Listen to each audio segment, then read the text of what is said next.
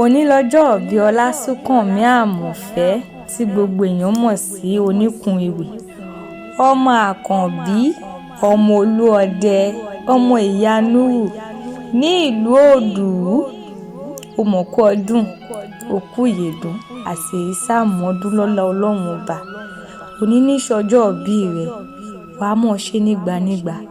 Ọ̀gá mi, ọ̀rẹ́ mi, ẹni bí ẹni mi, èèyàn bí èèyàn, irú rẹ̀ ṣọ̀wọ́n láwùjọ. Mi ò fìgbà kankan pàdánù wípé ìdí wo gan mo ṣe mọ̀ ọ́. Ìdúpẹ́ mo mọ́ fi ń dúpẹ́ lọ́wọ́ Elédùmarè tó gbé wa pàdé ara wa gẹ́gẹ́ bí ọ̀gá sí ọmọṣẹ́, gẹ́gẹ́ bí ọ̀rẹ́ sí ọ̀rẹ́, gẹ́gẹ́ bí ẹ̀gbọ́n sí àbúrò, gẹ́gẹ́ bí ìyá sọ́mọ nítorí ìyá rẹ̀ ni mo jẹ́. Olasunkanmi ó kú ọdún, àṣeyìṣàmọ́dún, ọdún ayọ̀ ló mọ̀ ṣe. Ọmọ arẹ́ran kalẹ̀ jàǹtìjàǹtì, kò pẹ́ran kò wálé, ọkọ̀ rọ̀bọ̀, ó padà sílé ọkọ ẹfúdòyìn. Ọmọ ìyá Núrù, ọmọ olúọdẹ, ó mọ̀mọ́ kú ọdún o, àṣeyìṣàmọ́dún. Ẹ bá mi kọ́ Olasunkanmi o, Amofe. Ẹ bá mi kọ́ Olasunkanmi o, Amofe. Onikun ewì, ọmọ àkànbí, ọmọ olúọdẹ, òkú ọdún, àṣeyìṣàmọ́dún o. Ẹ bá ń kọ́ ọmọ olúọdẹ, ọmọ ìyá Núrù mi o, àṣeyìṣàmọ́dún o, ọdún ló mọ̀ ṣe. Aláǹtẹ̀rẹ̀ o, aláǹtẹ̀rẹ̀ o, lọ́jọ́ ọjọ́ kan, ọdẹ rẹ̀nú gbó, ọdẹ ò rẹ́ràn pa,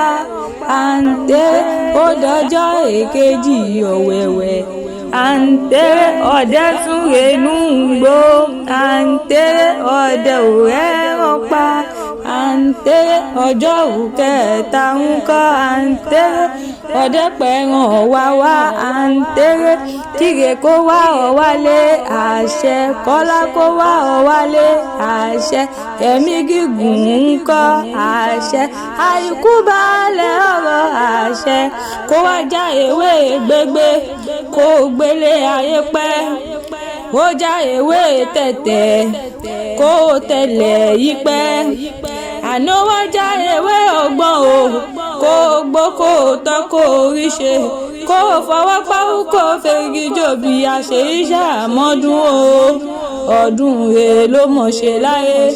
Aláǹtẹ̀rẹ̀ o, aláǹtẹ̀rẹ̀ o, ayé ẹ̀ wá gbọ́, Olasunkanmi níṣọdún, ọmọ olúọdẹ, ọmọ àkànbí ni, aláǹtẹ̀rẹ̀ o, aláǹtẹ̀rẹ̀ o, Onikun ewì, ọmọ kú ọdún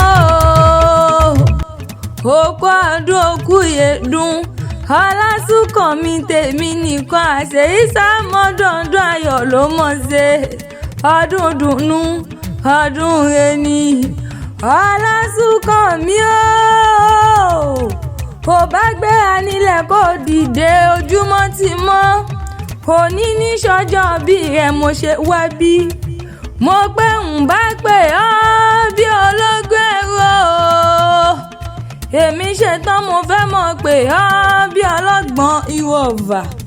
Èmi á pè ọ́ bí elégbèjà dání. Torí ẹni bí ẹni mi ní ṣọjọ́ bí lónìí. Ọ̀gá mi nínú sọ̀rọ̀sọ̀rọ̀, ọ̀gá mi nínú pèdèpèdè náà ni mo ń ké sí. Onikun ewì, òkú ọjọ́ bí òní, àṣeyìṣàmọ́dún, ọdún ayọ̀ ló mọ̀ ṣe. Ọdún dùnnú, ọdún reni, kó o wá gbó bí olúgbógbó tí ń gbọ́ o, kó o gbó bí olúgbógbó tí ń gbò, wá dàgbà wá gbó lórí làwọn bàbá tó bí ọ sílẹ̀ ayé. O ò ní rí bànújẹ́, àrídùnnú rẹ ò ní di bànújẹ́ mọ́ nínú, ọ̀rọ̀ gbogbo, ọlá gbogbo tí ń dùn mọ́ nínú, mo ní kò ní bà ọ́ nínú jẹ́. Mo ní oṣù ọdún èyí ná, ìgbà lẹ́ni, àwọlé lẹ́ni, gbogbo ohun tó bá dáwọ́lé pátá ni yóò mọ̀ yọrí sí ire nílé ayé. mo ní oníròǹgbé sọnù bí ó ṣe bí ọmọ ṣe ò bá dákun kó ṣàmì àdúrà ó jàre. Olasunkanmi Onikun ewì ṣe bí wọn náà ni mo ń ké sí lọ́wọ́lọ́wọ́. mo ní bùrìbùrì kó o bá wọn jíjó yà ní tiẹ̀. ò ní jíjó bànújẹ́, ò ní wojú ọ̀hún yànyàn bí ẹni tí ò ní kú mọ́. àmọ́ ò ní kú ní rèwerèwe lọ́lẹ́lẹ́dùmarè ọba mi ni. Onikun ewì mo gbà yóò ní rí ọmú, ìbànújẹ́ ò ní kàn ọ́ láéláé. ọmọ olówó òdùrú ṣe bí wọn náà ni mo ń ké sí. ọmọ Àkànbí o, ọmọ arẹ́ràn kalẹ̀ yanti ni wọ́n kí yín nílé bàbá tó bí ọlọ́mọ gangan. kò pẹ́ràn kò wálé ọkọ̀ òròbọ̀ wọ́n padà sílé ọkọ̀ ẹ̀ fún dòyìn ṣe bí wọ́n ní ń ké sí. Olasunkanmi Amofe ò bá mọ̀ gbọ́ kíní ọ̀hún lẹ́nu mi. owó òdùwọ́ ọmọ sunkún gbàdé ọmọ fọ̀rọ̀ gboyè owó kì í rárá o. ṣùgbọ́n àwí mẹ́nu kúrò ní tòwú nílé bàbá tó bí ọlọ́mọ gangan. òwú kì í jà àwí mẹ́nu kúrò ní tòwú nílé bàbá yín. òpó òdòwó lòun ń jẹ ajífàgàdà bọ̀hún ni wọ́n kí yín nílé bàbá tó bí ọlọ́mọ gangan. ọmọ olówó òdùwọ́ ọmọ sunkún gbàdé ọmọ sunkún gbàdé àtẹ́wọ́n mẹ́wẹ́ẹ̀wá lè fi ń gboyè lówù nílé bàbá tó bí ọlọ́mọ gangan. ẹ̀yin lọ́mọ ajífèpè ṣeré, ẹ̀yin lọ́mọ mọ́lẹ́sẹ̀ bíi alárí, àwọn láàrin mọ́lẹ́sẹ̀ nínú ọba láró. wọ́n ò yíra ní Olasunkanmi Amofe. ò bá wo yíra kó mọ̀ bá ra gbákígbá, ò bá wo yíra kó mọ̀ bá wá ẹrúkẹ́rú abilala lẹ́nu. ó sì dákun kó wò yíra kó mọ̀ bá ra gbákígbá, torí igbákígbá òun ni gẹ́gẹ́ ń sọ nílé bàbá tó bí yín lọ́mọ gangan. Olasunkanmi ṣe mọ́ ọ lọ nìyí. mo ní mo rẹ́ni tó bulẹ̀ wá nílé bàbá ẹ̀yìn rí. ewúrẹ́ ló bulẹ̀ wá nílé òwú, ẹbọ ni wọ́n fi ń bọ. àgùntàn tó bulẹ̀ wá nílé òwú, mo ní ẹbọ ni wọ́n fi ń bọ nílé bàbá tó bí ọlọ́mọ gangan.